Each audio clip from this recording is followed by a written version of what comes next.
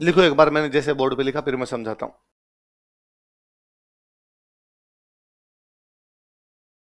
बंदे का नाम था अल्लट। क्या नाम है? अल्लट। राजा बना। राजा को मेवाड़ में बोलते रावल। क्या बोलते? तो अल्लट क्या बन गया? रावल। राजस्थान है ये। इतने नाम बिगाड़ के नहीं बोले तो फिर मतलब ही क्या निकले। हमने अल्लट का बना दिया आलू। क्या बना दिया? तो अल्लट बचपन में रहा होगा, सब उसको क्या कहते होंगे? आलू। आलू बड़ा होके क्या बन गया? रावल। लोगों का आजकल रावल कौन है? अपना आलू। आलू रावल है, आलू रावल, इसलिए क्या हो गया? यह भी आप देखिए, इतने इतने बड़े साम्राज्यों के राजा थे, इस बात की तरफ ध्यान नहीं दिया कि हमारे नाम क्या है। नाम देखो अपने आप, राजस्थान वाले राजाओं का नाम देखो, सांगो, कुंभो, संग्राम। उसने नहीं कहा कि मुझे संग्राम सिंह जी बोला जाए, सांगा। कुंभकर्ण सिंह जी नहीं, कुंभा। उदय सिंह जी नहीं, उद्दो, जोधो, सुजो। सबके नाम हमने वैसे के वैसे निकाल लिए। हमारे लिए था अगर व्यक्ति के कार्य महान होने चाहिए, नाम से क्या फर्क पड़ता है? कुछ ही रखा जाए ना। सांगा बोलोगे तो भी वैसे याद किया जाएगा। संग्राम सिंह जी बोलोगे, महाराजा धीराज महाराणा श्री श्री 1008 एक लिंग दीवान संग्राम सिंह जी बोल दोगे तो भी वैसा ही रहेगा। लखन होंगे तो सांगे नाम से भी फेमस हो जाओगे, लखन नहीं होंगे तो कितना बड़ा कुछ रख देना तो भी जाने। नाम है हल्दीराम, तो भारत में सारे जानते हैं। है? कौन है जो हल्दीराम के जाने नहीं? ये किसी का देख नाम हल्दीराम रखोगे, यार हल्दीराम कैसे हो सकता है? नाम है डाबर। किसी कहे कि ब्रांड का नाम डाबर रख लो ऊपर, आज अपने लगता है कि नहीं डाबर ब्रांड है सर, अपने आप कैसे नहीं रख सकते? पर जब कभी रखा होगा तो उनको भी लोगों ने कहा होगा। इसलिए ये कहावत अपने भी लागू होती थी कि नाम में ज्यादा कुछ भी रखा हुआ। तो नाम था अल्लट, लेकिन किस नाम से प्रसिद्ध हुआ? किस नाम से हुआ? आलू। प्रत्येक राजा ये सोचता है साम्राज्य का विस्तार हो। साम्राज्य का विस्तार होने के लिए किस बात की आवश्यकता है? सेना हो बड़ी। सेना बड़ी होने के लिए क्या चाहिए? धन हो खूब सारा। खूब सारा धन होगा तो खूब बड़ी सेना रखोगे, खूब बड़ी सेना रखोगे तो अपना एम्पायर को बढ़ाओगे। धन कहां से आ सकता है? धन या तो आ सकता है एग्रीकल्चर से, धन या आ सकता है इंडस्ट्री से, धन या आ सकता है ट्रेड से। तीन चीजों से। कहां कहां से? Agriculture, industry, trade.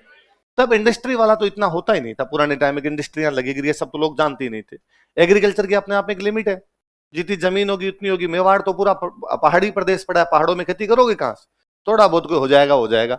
इन्होंने दिमाग लगाया। उदयपुर गुजरात के बहुत नजदीक पड़ता है। गुजरात आ जाता है। गुजरात के पास में अरब सागर है। जहां पर समुद्र होगा ना, वहां पर ट्रेड बहुत अच्छा होगा। दुनिया में जहां जहां पर सी जो रीजन रहा, समुद्री इलाके जो भी रहे, वहां पर का ट्रेड बहुत अच्छा रहा। तो कहा गुजरात का हमेशा ट्रेड क्या होगा? अच्छा होगा।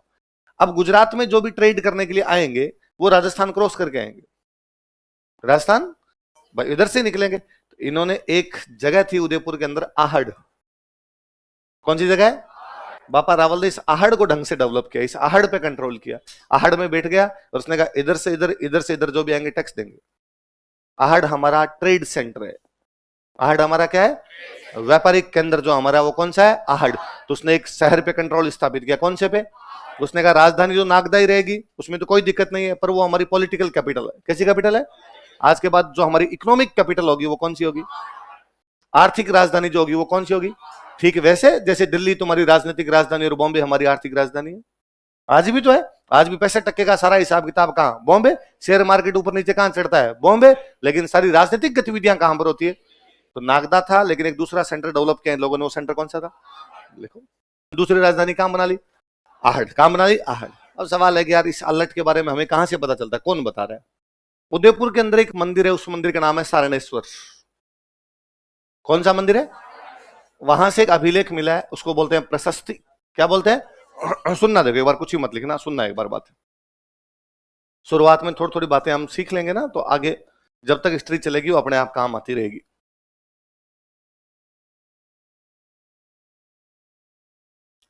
राजा महाराजा पत्थरों पर पहले जानकारियां लिखवाते हैं ना, आज भी तो लिखवाते हैं। आप तो मैं कहता हूं किसी भी हॉस्पिटल जाइए, नया जो बना हॉस्पिटल या पुराना भी हॉस्पिटल, तो क्या है, उसके बाहर एक कोई ना कोई पत्थर लगा होगा जिसपे लगा होगा इस अस्पताल का निर्माण फलाने मुख्यमंत्री के टाइम हुआ था। लिखा था इसका उद्घाटन करने के लिए फलाना जी प्रधानमंत्री जी आए थे, है ना, और इसके निर्माण में इतने रुपए लगे थे और इसका ठेकेदार ये था। इतने तक नाम होते हैं उसपे, रुपए लिखे होते हैं, किसने बनाया था, कौन से मुख्यमंत्री के टाइम में किसने उद्घाटन लिखा होता है। ऐसा पत्थरों पे जो भी जानकारी होती है उनको हम बोलते हैं अभिलेख। क्या बोलते हैं? अब तो केवल जानकारी होती है, इतनी ही होती है साहब, ये हुआ है।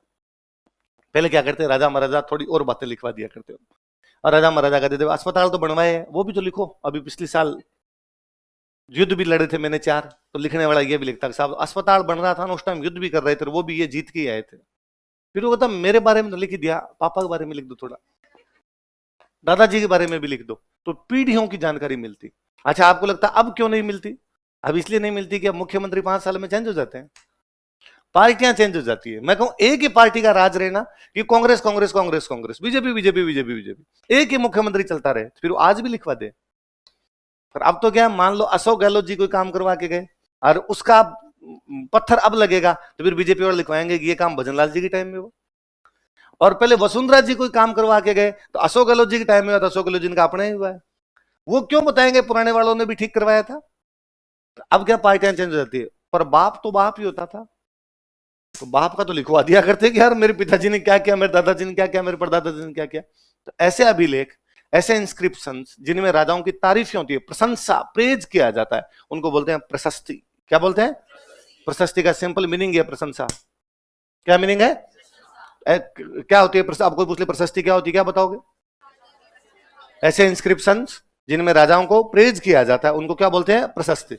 अब इसका पूरा नाम पढ़ो, दोबारा पढ़ो, क्या है? आज के बाद याद रखना, जिनमें पीछे स्वर लगा मिले ये सारे शिव जी के मंदिर है। किसके मंदिर है?